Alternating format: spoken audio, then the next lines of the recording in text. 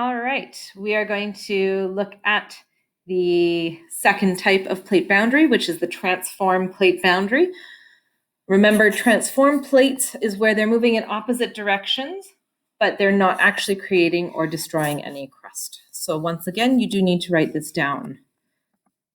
So usually what happens at transform plate boundaries is this is where we often get earthquakes.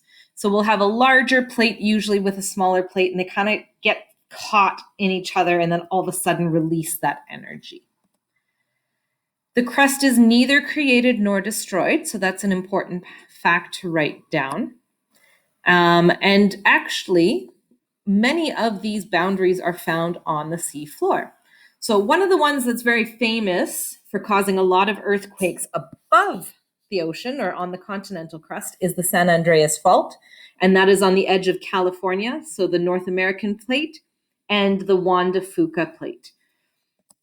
And the San Andreas Fault is known for producing earthquakes multiple times throughout the year, sometimes really, really large, and sometimes just very small, minor earthquakes. But again, a lot of earthquakes happen at the transform boundaries. Okay, so we're going to move on to convergent plates. There's a couple of different things that can happen at convergent plate boundaries. The first, if it's two continental crusts, you're going to end up with folded mountains where basically they both push, but because they have the same density, they just crumple and they crumple up. Okay? These types of mountains tend to be quite high. And in the second lesson, you guys are going to do a little bit more research on different landforms. So you're going to pick one and become an expert on it. Okay. Continental and oceanic crust. This is where we end up with volcanoes that form, but we also have subduction. So because of that subduction, some lava, well, magma, but lava gets trapped in between, and that's what comes up with the volcanoes. And the last type is oceanic and oceanic crusts. Again, they have the same density, but they're both more dense, and we end up actually with a lot more volcanoes forming there.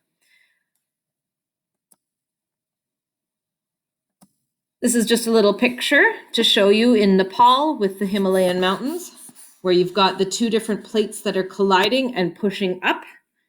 Okay.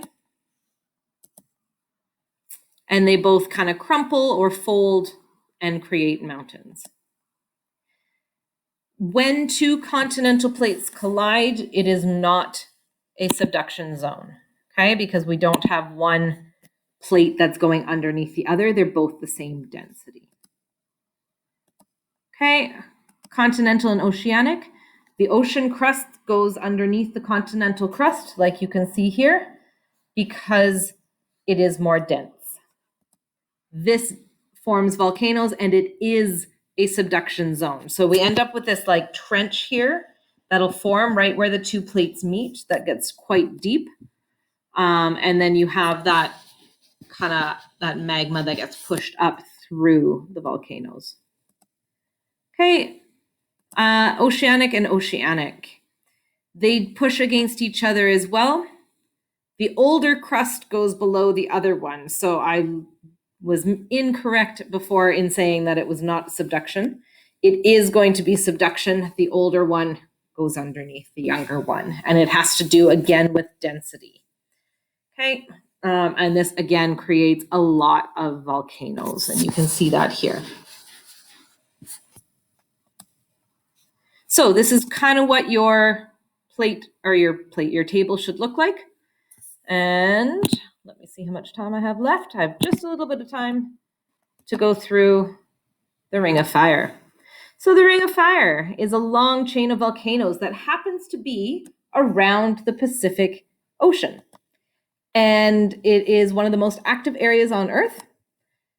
Often we have frequent earthquakes and volcanic eruptions, and it is caused by converging plate boundaries, but usually converging, but sometimes diverging and transforming. Okay, I'm going to put these questions in OneNote for you to answer after, and that'll be it for the notes today.